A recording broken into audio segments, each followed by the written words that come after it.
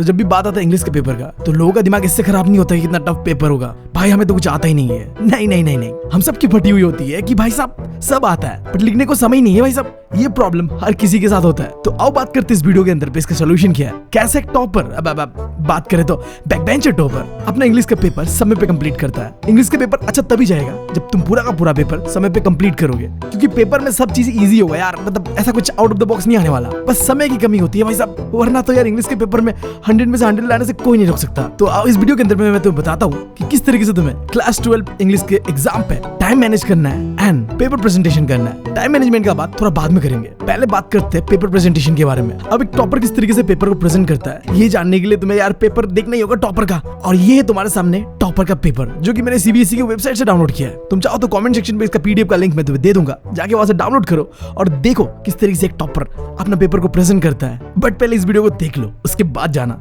एक टॉपर जब भी लिखता है ना तो वो अपना शुरुआत सबसे पहले एक मोटा सा हेडिंग देता है जहां वो सेक्शन को मेंशन करता है। अबे नहीं कि हाँ चलो ये क्वेश्चन आता है मुझे और लिखना स्टार्ट कर देता हूँ। अबे यार एग्जामिनर इंसान है, भगवान नहीं। उसे तुम्हें बताना होगा कि मैंने कौन सा सेक्शन से स्टार्ट करा है, section A, section B, section C, कौन सा। अब तुमने पहले सेक्शन को मेंशन कर दिया, उसके बाद तुम क्वेश्चन करने लगते हो। हर एक सेक्शन का करने का तरीका अलग अलग होता है, बट जब भी तुम क्वेश्चन को करोगे ना तो जो आंसर लिख रहे हो वहां पे तुम्हें जो भी आंसर का की पॉइंट्स है ना उन्हें हाईलाइट करना हमेशा। एग्जामिनर के पास इतना टाइम नहीं कि बैठ बैठ के एक लाइन पढ़े वो हमारा ग्रामेटिकल मिस्टेक्स देखे। हाँ इंग्लिश का एग्जाम है बट इतना भी नहीं देखते यार। अगर तुमने की पॉइंट्स को हाईलाइट करा है ना तो वो की पॉइंट देखेगा। मतलब सिंपल सा बात है, एग्जामिनर जो पूछ रहा है उसका आंसर अगर तुम दे रहे हो वो आगे बढ़ जाएगा, वो उंगली नहीं करेगा तुम्हारे पिछवाड़े में। बट अगर तुम की पॉइंट्स को अंडरलाइन नहीं करते हो ना, हाईलाइट नहीं करते हो ना, तो यार उसे उंगली करना पड़ता है, मजबूरी है उसका।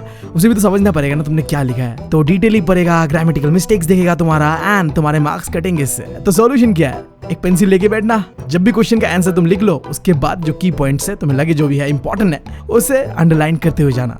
जैसे देखो इस टॉपर के आंसर शीट पे भी तुम देख सकते हो आंसर लिखने के बाद कितने सुंदर से अंडरलाइन करा है इसने। एंड देन अंडरलाइन करने के बाद और एक छोटा सा चीज जो तुम्हें करना है, लाइक तुमने क्वेश्चन का आंसर लिख लिया, उसके बाद जब तुम अगला क्वेश्चन पे भरोगे ना तो एक लाइन जो दो क्वेश्चन को डिवाइड कर रहा होगा खींच देने का है। इससे क्या होता है, चीजें बहुत क्लीन दिखता है और एग्जामिनर को भी पता होता है कि कौन सा क्वेश्चन नंबर 1 है, कौन सा क्वेश्चन नंबर 2 है। मतलब तुम उन्हें दिक्कत देख नहीं रहो, तुम्हारा पेपर देख के इंप्रेस हो जा रहा है यार। मतलब क्या पता इसी चक्कर में बेटी का हाथ दे दे यार तुम्हें, समझ रहे हो। तुम्हें एग्जामिनर को लिटरली इंप्रेस करना है। हमेशा तुमने अपने सीनियर से कहते हुए सुना होगा कि चलो यार अगर तुम एग्जाम देने जा रहे हो, स्पेशल इंग्लिश का एग्जाम, तो यार अच्छे तरीके से लिखना, गंदा पंदा मत करना। इसका मतलब क्या है भाई साहब, मतलब देखो सही में बता रहा हूँ, अगर तुम्हारा हैंडराइटिंग भी मेरी तरह गंदा है ना तो ये मत सोचो कि यार एक ही रात पे कर्सिव लिख दूंगा और भाई साहब एग्जामिनर के तो मतलब बल्ले बल्ले, तुम्हारी बल्ले बल्ले। ऐसा नहीं, जब बात आता है कि हैंडराइटिंग सही से लिखना है ना तो यही 3 चीजों को ध्यान दिया जाता है। तुम हर एक सेक्शन को पहले मेंशन कर रहे हो एंड देन तुम आंसर्स को लिख रहे हो। आंसर्स को लिखते हुए भी एक चीज ध्यान देना, तुमने सेक्शन ए से स्टार्ट किया, सेक्शन बी से स्टार्ट किया, कोई भी सेक्शन से स्टार्ट किया, स्टार्ट करने के बाद आंसर्स को तुम्हें सीरियल वाइज करना है। लेट्स सपोज देखो यहाँ पे टॉपर का जो आंसर शीट है उसने सेक्शन सी को करा है। अब सेक्शन सी को उसने पूरा सीरियल वाइज करा है, like question number 7, question number 8, question number 9, question number 10, question number 11 and then 12, serial wise, समझ रहे हो। लेट्स सपोज तुम्हें कोई एक क्वेश्चन नहीं आता इसमें से, अब तुम क्या करोगे, क्वेश्चन का नंबर दे दो एंड देन इस पेज छोड़ दो। तुम्हें लगता है जितना इतना में एक आंसर बन जाएगा एंड देन उसके बाद आगे बढ़ते रहो। बट जो एक सीरियल वाइज फ्लो होता है ना उसे मत तोड़ना। नहीं आता है जगह छोड़ दो, बट ये नहीं कि क्वेश्चन नंबर 6 को पहले लिखा फिर मैं 9 को लिख रहा हूँ, ये नहीं करने का है, गंदा दिखता है इससे। और दूसरा तो मैंने बताया अंडरलाइन करने का है की पॉइंट्स को, और जब भी क्वेश्चन खत्म हो जाए तो एक लाइन खींच के उसके बाद ही अगले क्वेश्चन पे भरो। ये 3 चीजों को अगर तुम ध्यान देकर करते हो ना तो इसी को कहता है यार नीट एंड क्लीन हैंडराइटिंग के साथ तुम पेपर को प्रेजेंट कर रहे हो एग्जामिनर के सामने में, और वो ये चीजें देख के इंप्रेस भी हो जा रहा है। अगर एग्जामिनर के पास तुम्हारा फोन नंबर हो तो क्या पता उसकी बेटी का हाथ भी तुम्हें दे दे, who knows। तो इन 3 पॉइंट्स का जरूर ध्यान रखना जब भी तुम एग्जाम पे बैठते हो इंग्लिश का। अब चलो बात करते हैं उस प्रॉब्लम के ऊपर कि कैसे टाइम मैनेज करोगे तुम।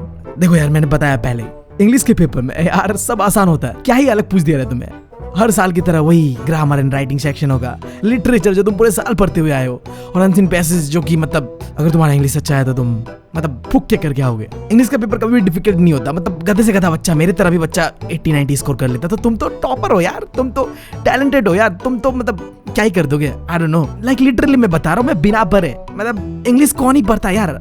जब तक मैं मतलब 10th पे था, 12th पे था, हमारे लिए तो फटी पे आती है मैथ्स, साइंस, समझ रहे हो। इंग्लिश तो वो 4-5 दिन का ही होता है पढ़ना। बट मैं तो भरोसा देता हूँ, मेरे तरह तुम भी अगर पूरे साल नहीं पढ़े हो ना इंग्लिश, कुछ 4-5 दिन पढ़े हुए हो, फिर भी अच्छा मार्क्स स्कोर कर सकते हो, क्योंकि कुछ है ही नहीं इंग्लिश के अंदर पे। अगर तुम्हें थोड़ा भी लिटरेचर सेक्शन को लेकर डाउट है तो यार चैनल पे पूरा प्लेलिस्ट बना हुआ है, जाके देख डालो भाई साहब, एनिमेटेड तरीके से सब समझ में आ जाएगा। उसके बाद तो तुम्हारा लिटरेचर सेक्शन अलग ही तरीके से तैयार हो जाएगा। और अगर तुम डिमांड करोगे तो मैं राइटिंग सेक्शन और ग्रामर सेक्शन के ऊपर भी कुछ तुम्हारे लिए जुगाड़ करके दे सकता हूँ, बट वो तुम्हारे डिमांड के ऊपर होगा। बट जो बात रहा कि टाइम मैनेजमेंट किस तरीके से होता है, तो मेरा मानना ये कि देखो सबसे ज्यादा टाइम खाता है इंग्लिश के अंदर पे पैसेज। अगर इंग्लिश डिफिकल्ट लगता है किसी को तो इसलिए लगता है क्योंकि वो टाइम पे पेपर कंप्लीट नहीं कर पाता है। और पेपर क्यों टाइम पे कंप्लीट नहीं होता है? क्योंकि यार ये पैसेज यार मतलब नहीं होता यार, कैसे कैसे वोकैबुलरी से फटी में आ जाती है पढ़ते पढ़ते।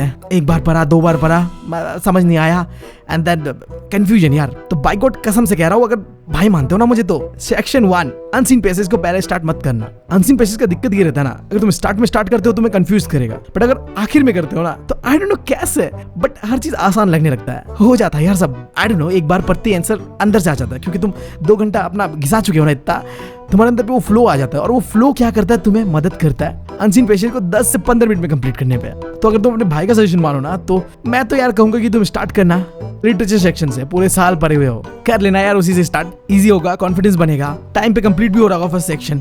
1.5 आवर लगा देना अपने लिटरेचर सेक्शन पे, आराम से कंप्लीट करना। एंड देन उसके बाद तुम जो राइटिंग और ग्रामर सेक्शन है उसे कर लेना। एंड देन आखिर में तुम करना तुम्हारा अनसीन पैसेज को 10 से 15 मिनट, 20 मिनट बहुत है यार, मतलब हो जाते हैं। आखिर में ना जब फट रही होती है ना भाई साहब, तो सब हो जाता है। और मैं इसलिए बता पा रहा हूँ क्योंकि ये मेरा पर्सनल एक्सपीरियंस है भाई। मैं मतलब क्या बताऊँ यार, जब फटती है ना इंसानों की तो हम अलग ही मोड में रहते हैं, मतलब कर लेते हैं, हम कुछ भी कर लेते हैं, और तुम भी कर लोगे अगर तुम मेरा बात मानो तो।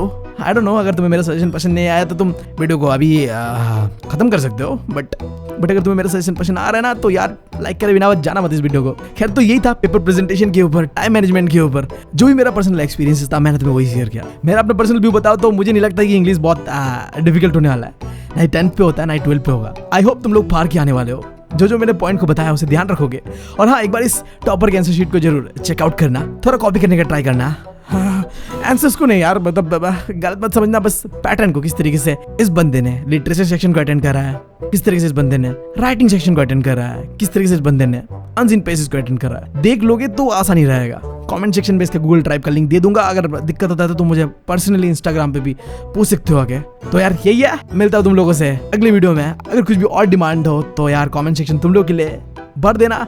मैं मिलता हूं तुम लोगों से अगली वीडियो में। Best of luck, thank you, love you all.